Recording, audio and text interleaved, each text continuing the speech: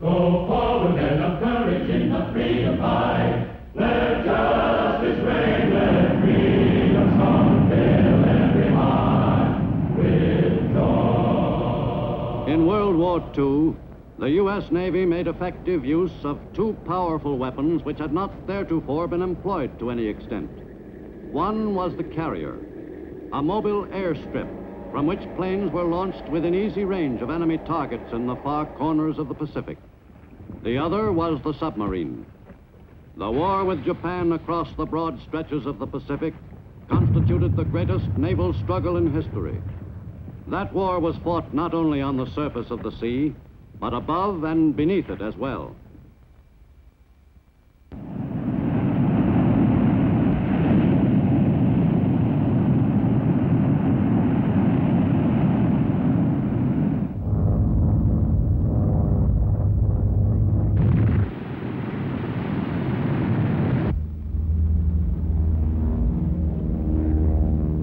Advanced techniques for waging war called for improved facilities for treating the men injured in this new kind of warfare.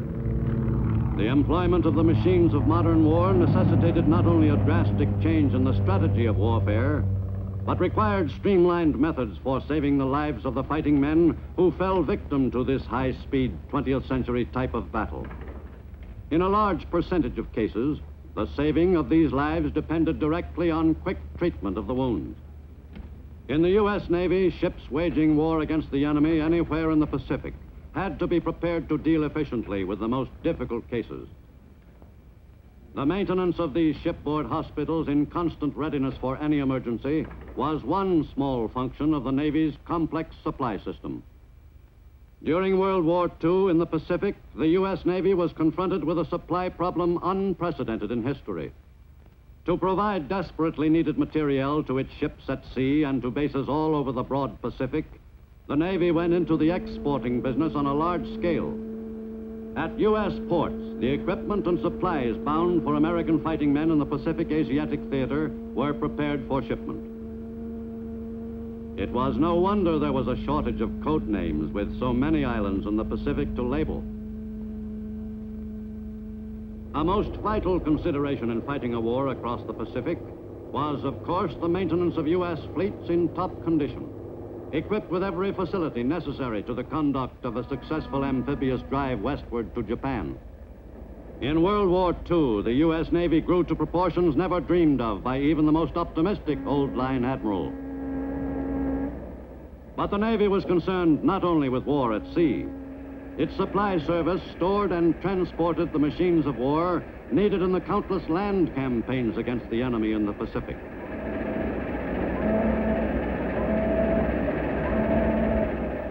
Another high-priority cargo on Navy transports was the American fighting man, who was, in the last analysis, the most important factor in the outcome of the war. The job of keeping all the Navy's warships all across the Pacific in fighting shape was in itself a demanding operation.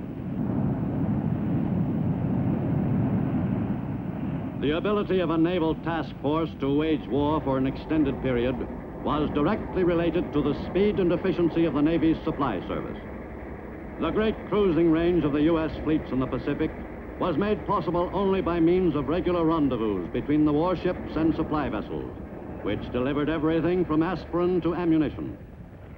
In enemy waters particularly, nothing which might act as a marker for an enemy ship or plane could be simply thrown overboard. Of all the items transported to the fighting men from the U.S., mail ranked close to the top of the list of most important cargo. The arrival of a fresh batch of mail always had a tonic effect on the men. The armed services soon came to realize there was nothing that could lift a man's morale so quickly as a letter from home. Dodie, Gramalia, Paris, Hope, Jay. But even the Navy's fleet post office couldn't come through 100% every time. Sometimes, luckily not very often, a valuable shipment of supplies would fail to reach its destination, due either to accident or enemy action.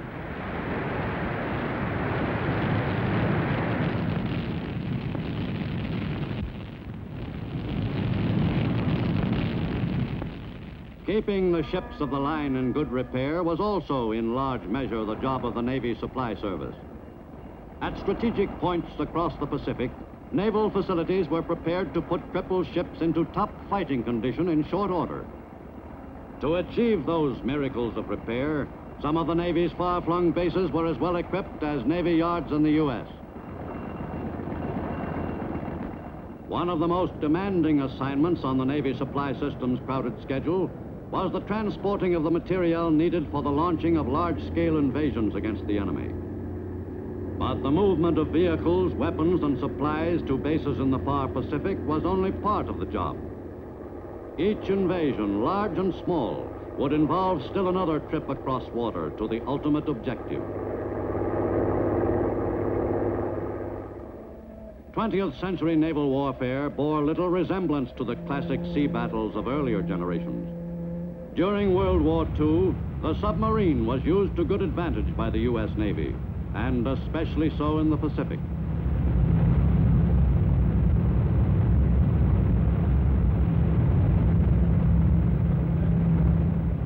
The departure of a sub on a dangerous mission was always a dramatic moment for everyone involved. It might be several months before she'd make home port again, if she was lucky. Throughout the war in the Pacific, the submarines of the U.S. Navy were manned by volunteers only. The inside of a sub was no place for a man with claustrophobia. Each sub was a living, breathing being to the men and the crew, who were fiercely proud of their vessel. A lot of people used to ask me why I volunteered for the submarine service. They couldn't understand anyone wanting to spend months at a time cooped up, with little chance for escape if anything happened. But it wasn't so bad, especially during the early days just out of port. For my money, life on a sub had crouching in a muddy foxhole beat 6 ways to Sunday.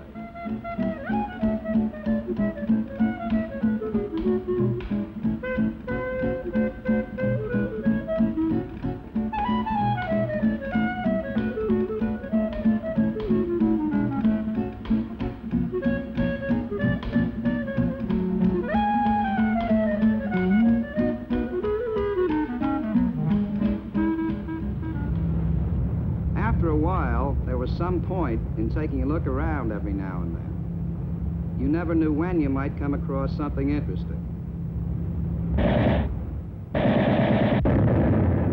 Overtaking a Japanese junk meant a break in the routine of the patrol. It was easy to imagine the excitement the pirates must have had in the old days.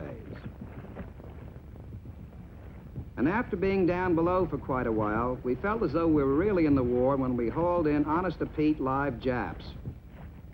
We never managed to take many prisoners, and it's just as well, considering our limited quarters.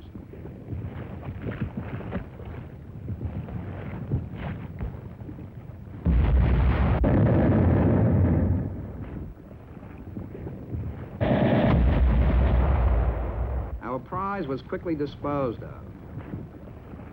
Any prisoners we took were always given a good going over. Every once in a while, we actually got some tips on what the enemy was up to.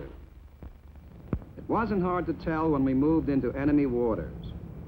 There was a change in the atmosphere. The lookouts kept a sharper watch.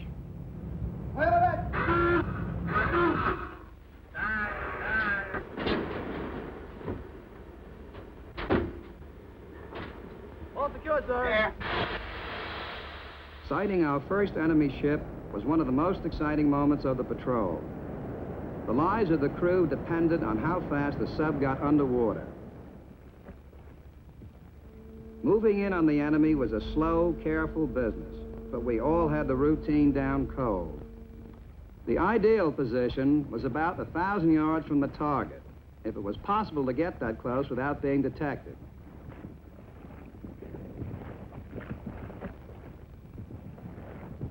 It was important that we be patient.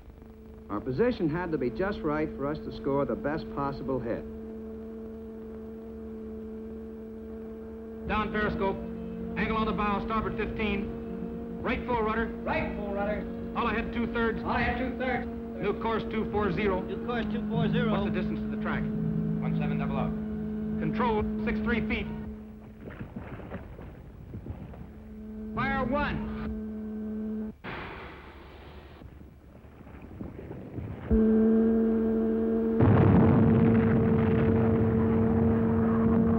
Fire 2.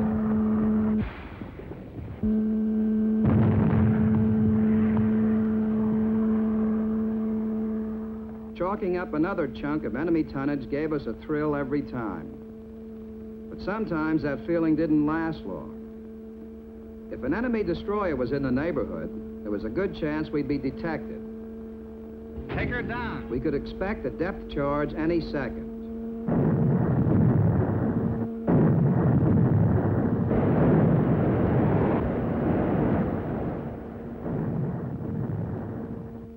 We could be sure there'd be more ash cans dropped on us if we didn't shake him right away. Needless to say, we didn't waste any time doing just that. On most patrols, we stayed in enemy waters for several weeks before heading back to our base. Sometimes weeks went by without meeting a thing, but every minute we were out, we had to be ready to act quick the second we spotted the enemy. For American sub-crews, several months in enemy waters was the longest stretch without a break. Like the Navy's planes and ships, the boats proudly displayed their record against the enemy. During World War II in the Pacific, submarines were sometimes used to transport Army or Marine raiders on quick strikes against enemy-held islands. Whatever the assignment, the submariners could be counted on to do the job well. On Oahu at the Royal Hawaiian Hotel, the men of the submarine service had every opportunity to take their minds off the war.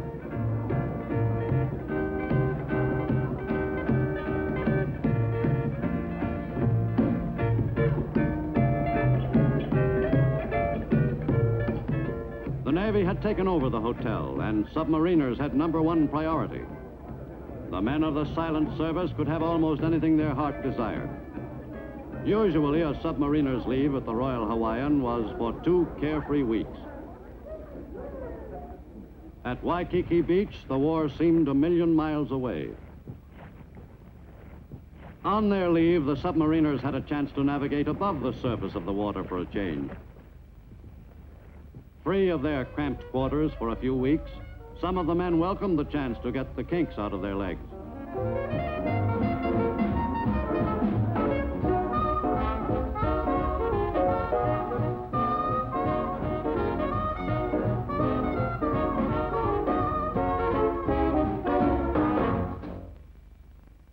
The U.S. Navy's victories during World War II in the Pacific were due in large measure to the outstanding performance of her carriers. And that performance was possible only through a high degree of teamwork on the part of each of the men in the crews of those fighting ships. The job of loading the planes with the missiles which would soon be deposited on the enemy was quickly accomplished. The men who armed the planes felt just as much a part of the strike against the enemy as the pilots themselves.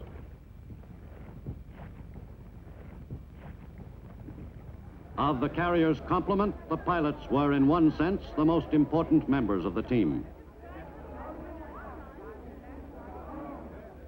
Before a mission, everything possible was done to help them to relax.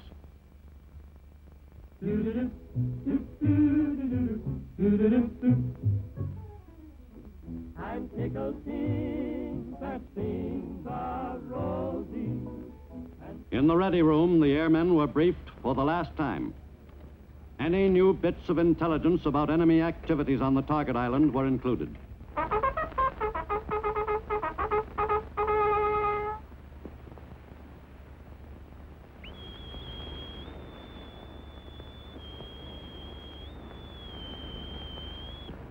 Man all flight quarter stations. As the time for the strike drew near, the crew went into action. Some stood by, prepared to cope with a sudden fire. Others readied the planes for the launching. Talker, tell the pilots to man the plane. Aye, aye, sir. Ready room from flight control. Pilots, man your plane. While the flat top turned into the wind, the pilots prepared for the takeoff. For some of the new pilots, this was it. With everyone on the mark, the strike was officially begun. Stand by to start engine. Stand clear of propellers. Start engine. Each man on the ship had a specific assignment. No matter how small, each job had to be performed without a hitch, or the entire operation would be upset. Finally, with its wings unfolded and locked into place, the lead plane was all set to go.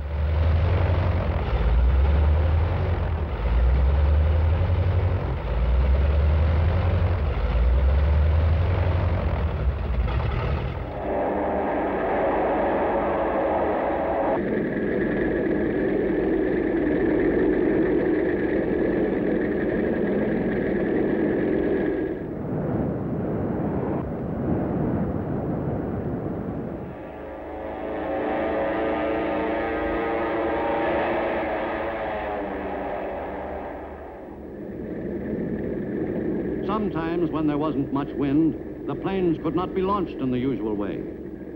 But there was no need to postpone the strike. In that kind of weather, a catapult was used to push the planes into the air.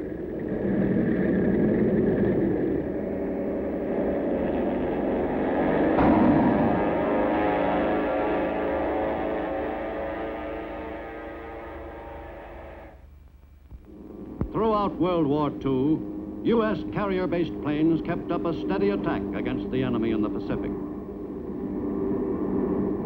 Carrier pilots flew tens of thousands of sorties against enemy shipping, aircraft, and land bases.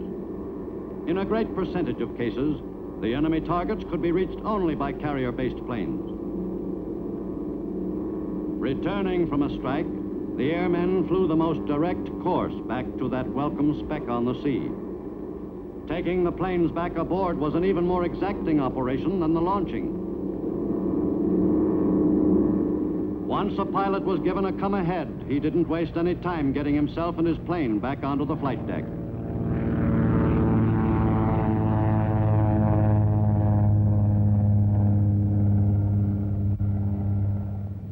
The landing signal officer guided him in. Once again, every part of the operation had to be accomplished with great speed. While the flat top was taking her planes aboard, she was vulnerable to enemy attack, since she could not maneuver. The planes had to be landed in the shortest possible space of time.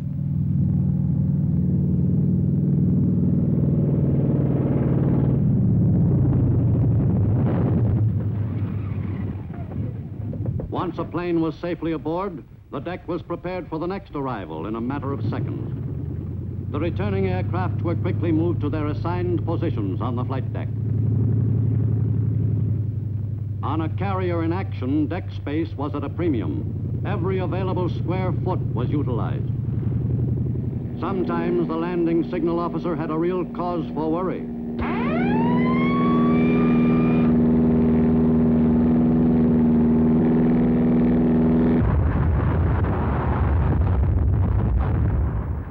Firefighters and other crewmen moved fast.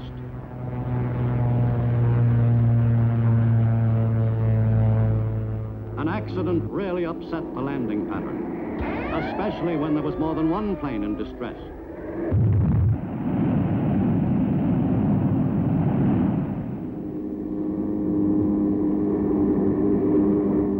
Sometimes a pilot in trouble wouldn't even try to make the ship.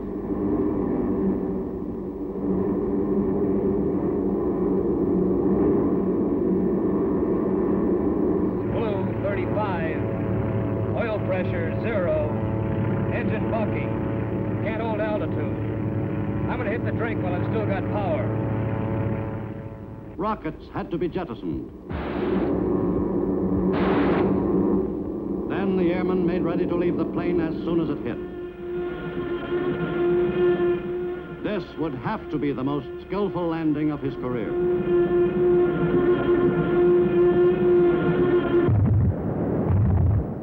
The downed pilot was in luck. Once out of the plane, the pilot had a rubber life raft handy to make his stay in the water a good deal safer and more comfortable.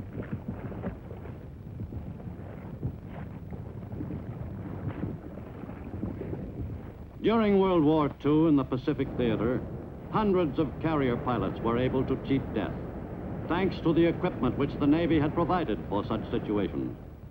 If necessary, the pilot could exist for an extended period on the raft, inasmuch as he was well supplied with food and water, as well as preparations for combating the elements. But for a pilot who had been spotted by a fellow American airman, the stay in the raft would not be a long one. The Air-Sea Rescue Service could be counted on to function quickly.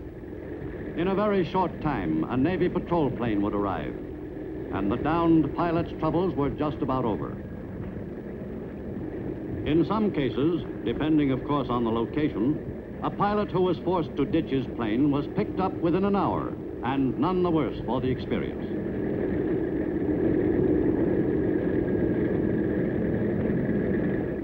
In no time at all, he would be back at a base, ready to become part of another Flat Top's complement of flyers.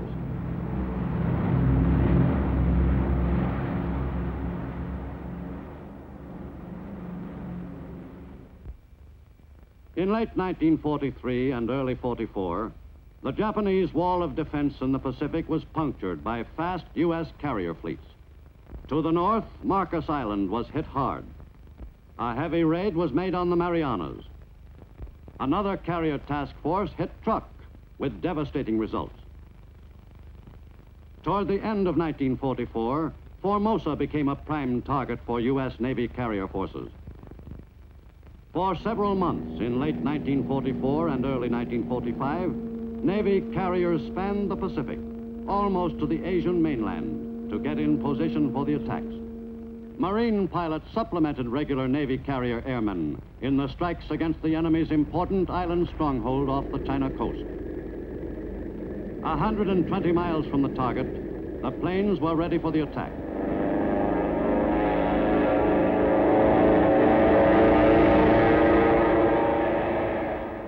The crewmen functioned almost automatically, so familiar was the pattern of the takeoff operation.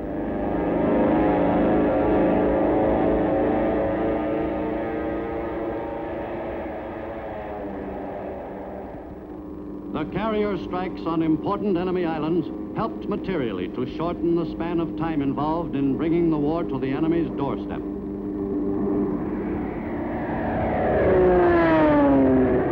The Japanese on Formosa fought back stubbornly, but the carrier planes continued to press the attack.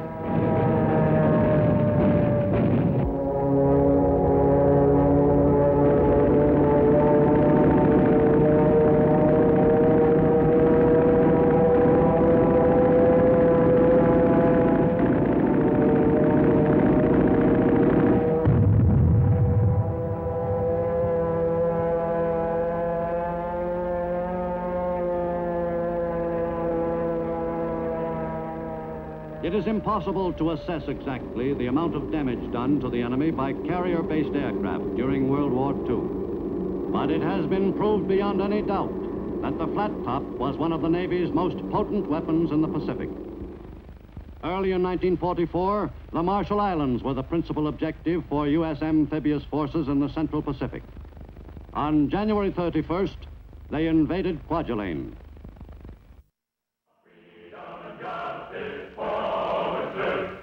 Let us be